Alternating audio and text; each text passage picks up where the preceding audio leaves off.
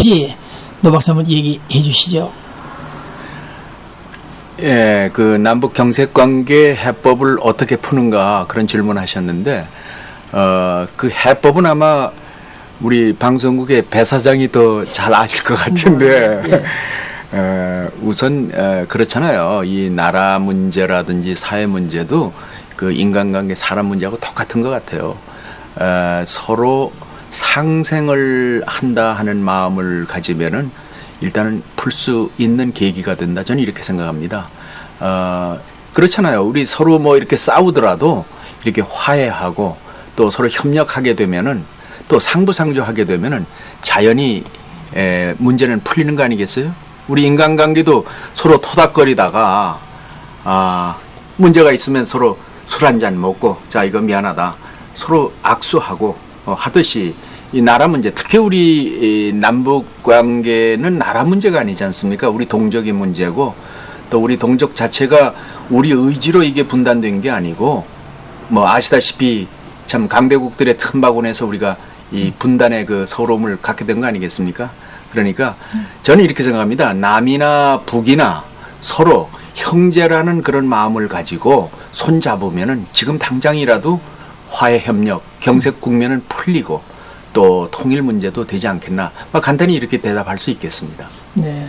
자, 우리 노 박사, 그러면 우리 이산가족 상봉 연차 계속됐는데, 우리 입장에서는 소위 국군 포로 문제, 피라민에 대한 문제를 좀 심각하게 생각하고 있는데, 국군 포로를 좀 내려보낼 수 있는 그런 방안이 없는지, 우리 민주통신이 좀 앞장서서 북한 측에 좀 말씀을 좀 잘해 줄 수 없는지 묻고 싶습니다.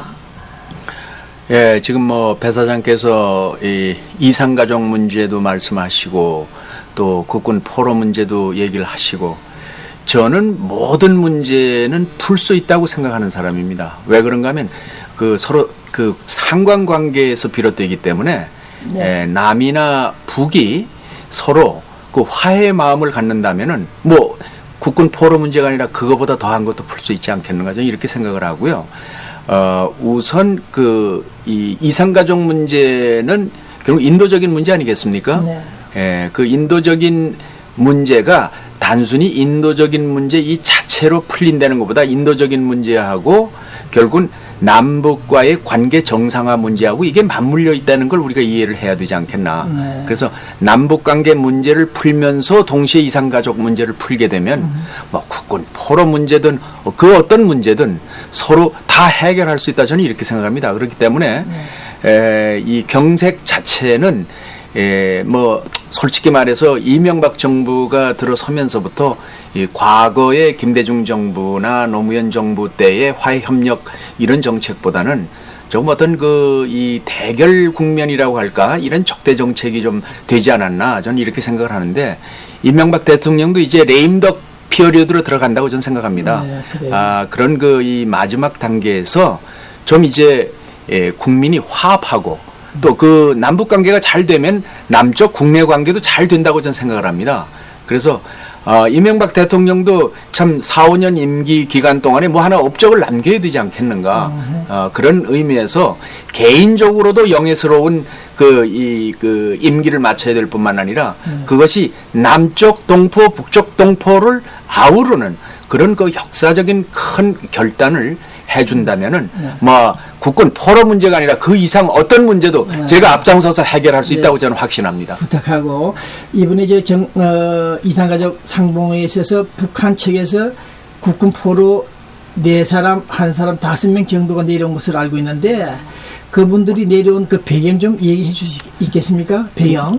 네, 지금 뭐 배 사장께서 이 국군 포로 문제에 대해서 관심이 참 많으신 것 같은데 뭐 아시다시피 최근에 북쪽이 제기를 해서 결국은 1차, 2차 이산가족 문제가 금강산에서 성사됐지 않습니까? 우리 보도에 의하면은 그 국군 포로 되시는 분들 5분이 결국은 남쪽 가족들을 만난 걸로 알고 있습니다. 이거는 아마 북쪽에서 남쪽에 그런 희망이 있으니까 보여주는 어떻게 보면 화해의 시그널이 아닌가 저는 이렇게 생각을 하기 때문에 앞으로 좀 더 이명박 정부가 뭐 아시다시피 6.15 선언, 14선언 있지 않습니까? 그런 선언을 좀 이행하고 그 최고 지도자가 북쪽 최고 지도자하고 이렇게 그 약속한 건데 그걸 지켜지게 되면 나머지는 다 해결될 수 있다고 저는 생각합니다. 네, 감사합니다. 다음 주 좀 더 본론으로 들어갈까요? 강론으로 들어갈까요? 작은 천안함 사태를 비롯해서 여러 해난들 문제를 한번 논의해 보겠습니다. 네, 오늘 여기서 오프닝 멘트를 끝내겠습니다. 감사합니다. 네, 감사합니다. 네, 이제 서울 뉴스 좀 알려드리겠습니다. 네, 이재호 특임 장관입니까? 이분이 그런 말을 했네요. 아까 기사 방송을 할 때 연결해야 되는데 좀 늦었습니다만은 많은 사람들이 일각에서는 대북 정책이 이명박 대통령의 대북 정책이 너무 강경하다, 배나하고 강경하다 이렇게 말을 하고 있는데 아니다. 그것이 강경한 것이 아니다. 북한이 배내야 된다. 북한이 먼저 배내야 된다. 우리보다도 먼저 저쪽 북한이 배나지 않는데 우리만 어떻게 배날 수가 있느냐. 네, 대북 정책을 좀 부드럽게 조정하라고 하는데 우리가 조정할 것이 아니라 북한이 스스로 조정하라. 네, 이렇게 나오고 있습니다. 과거 운동권입니까? 구치소 행무소도 들락거리다는 이재호 씨가 특임 장관입니다만 이제 북한에 대해서 바른 말을 하고 있다는 사실을 주목합니다. 네, 본 기자가 말씀드렸죠. 이명박 대통령의 대북 정책은 강경한 것이 아니다. 그것이 정상이다. 네, 주고받자. 우리가 은행 가서 은행에 뱅크에 가서 돈을 빌릴 때도 그냥 빌립니까? 이자 주고 빌리죠. 크레딧 좋아야 됩니다. 크레딧도 나쁜 이런 사람들에게 우리가 5년도 아니고 10년도 아니고 20년 30년 계속 퍼주는 이런 대북 정책 잘못된 것이다. 개인 대 개인도 딜을 할 때 상대방의 신의를 다 체크하는데 국가 대 국가 체제 대 체제 대결에서 딜을 하는 입장에서 왜 북한의 크레딧을 조사하지 않느냐. 그 점을 앞으로도 계속해서 우리 정부는 머릿속에 박아둬야 합니다. 잊어서는 안 될 것입니다. 네. 그 다음 황장엽 씨 세상 떠났죠. 목욕탕에서 안몸으로 세상 떠났습니다. 네. 서울 일각에서는 그것이 단순 심장마비가 아니고 살해당한 것이 아닌가 하는 그런 악성 루머가 퍼지고 있는 것으로 들리고 있습니다. 네. 그 또한 더 두고 볼 일입니다만은 심장마비로 떠났다는 사람, 이런 시간에 북한 노스코리아 2인자에 가까운 국방위원회 제1부위원장, 좀 말이 좀 복잡합니다. 국방위원회 부위원장, 그 중에 한 6, 7명 있습니까? 서너 명 있습니까? 그 중에 넘버원 1 수석 국방 1 넘버원 수석 부위원장 조명록 씨. 이분이 또 세상을 떠났죠. 네, 지병이 있었다고 합니다만은 본 기자는 또 한번 또 찝쩍거리 봅니다. 네, 조명록 이 사람이 죽자마자 곧바로 김정일의 아들 김정은이가 그 자리를 차지했습니다. 2인자입니다. 이런 흐름을 볼 때 조명록이가 죽은 것도 죽인 것인지 아니면 끌고 너 미안하다 좀 쉬어라 병원에 입원해서라 연금을 시키는지 모르겠습니다만 어쨌든 이상하다. 봉기자도 이제 북한 공부를 많이 하다 보니까 저도 따라서 미치는 것 같습니다. 네, 조명록이가 사라진 것, 죽었다는 것, 곧바로 김정은이가 그 자리를 차지했다는 것, 그런 맥락에서 볼 때 북한, 이 무슨 북한 이 애들이 때려 없애버리지 않았나 그런 생각을 해보고 있습니다. 자, 하나만 알고 있을 일입니다. 그 다음 대한민국 국방부 당국자들, 지난번에 금강산에서 내려갔다는 국군 프로들을 만났죠, 우리가. 네, 그랬더니 한다는 소리가 걸작입니다.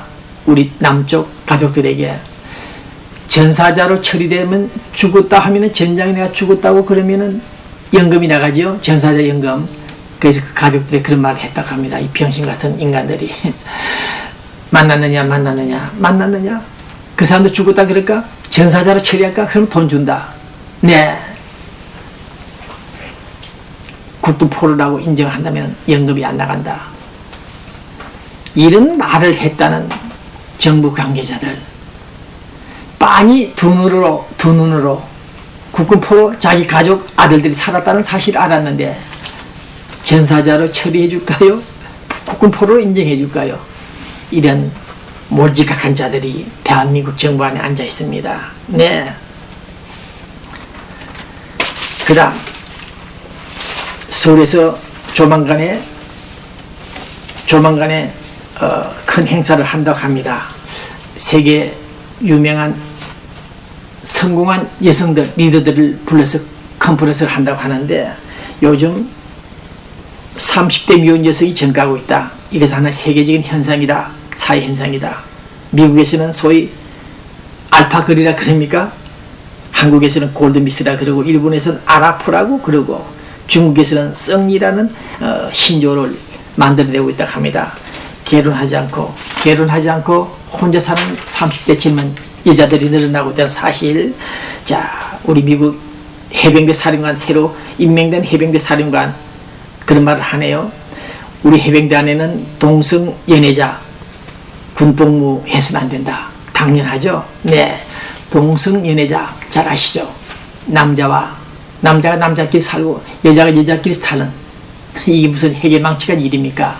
네, 변태적인 이 사람들, 이런 사람들이 이제는 군에까지 들어가서 전투하겠다, 군복을 입겠다 나오고 있습니다. 이런 사람들은 제거해야 됩니다.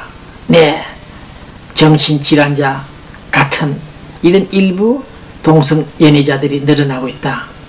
한국에도 동성연애자들이 있고 군대도 그런 문제가 있다는 얘기 좀 듣고 있는데 우리 대한민국 정부나 우리 미국 정부 당국자들 군대만은, 그 조직 안에만은 동성연애자를 허용해서는 안 될 것입니다.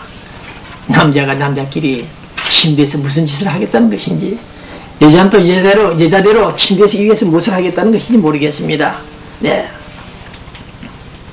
로스앤젤레스 중앙일보에 독자란에 글을 올린 우리 교민 한 분이 말이 있습니다. 이런 우스갯소리가 있다 그러네요. 남자들이 40대, 50대, 60대, 70대가 있는데 40대 되는 분들은 남자들이 말이죠. 아마 힘이 없는 분들인지 모르겠습니다만 아침에 마누라한테 여보 해장국 좀 끓여달라, 혹은 50대는 외출한 아내에게 전화를 겁니다. 당신 어디 있느냐? 어디서 무슨 짓 하느냐? 그런 말을 하거나, 또 60대 나이 되시는 분들은 마누라가 옷을 입고 외출을 하려고 하면은 당신 어디 가느냐? 누굴 만나러 가느냐? 그런 말을 하거나, 그랬을 경우에는 마누라가 남편 이 말을 코를 쭉 비튼다고 합니다.